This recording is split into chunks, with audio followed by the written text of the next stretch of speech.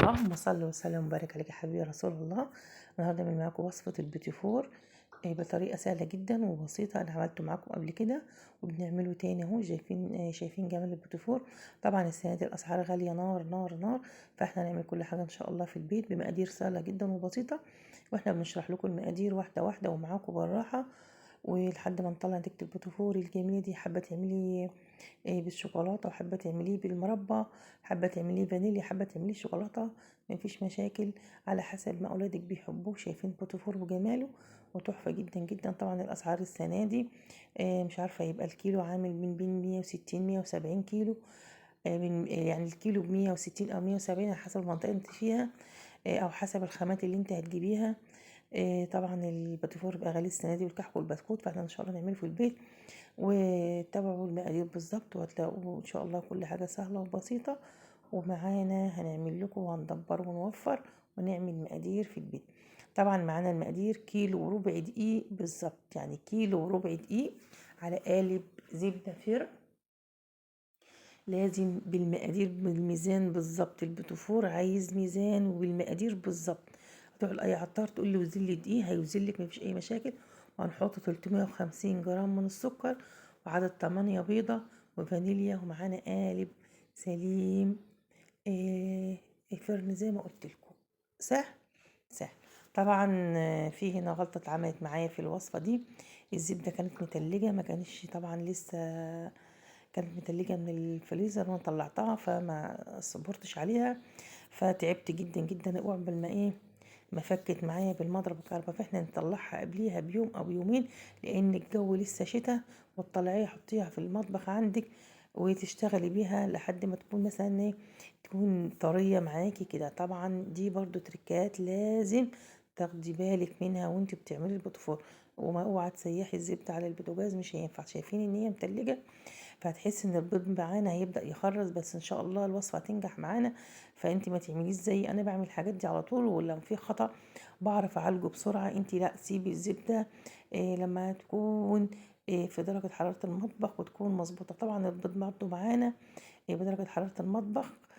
طبعا ان شاء الله انا هظبط الدنيا دلوقتي، فانت ما تعمليش الحركة دي. سيبي الزبدة لما تفك براحتها، وما تحطهاش في الفريزر، تجيبيها تحطيها على الرف في التلاجة، وقبل ما تشتغلي البوتفور قبليها بيومين طلعيها على الرخامة بتاعة المطبخ. طبعا انا حطيت بقى دلوقتي، بدأنا نحط الدقيق زي ما انتوا شايفين.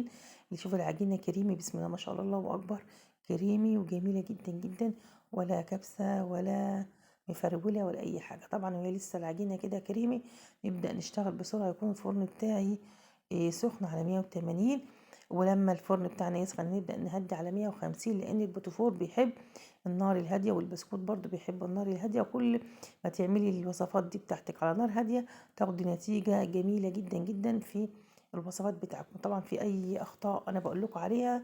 وطبعا النار السريعة العالية ما بتظبطش معانا البوتفور ولا الكحك ولا البسكوت يا جماعة.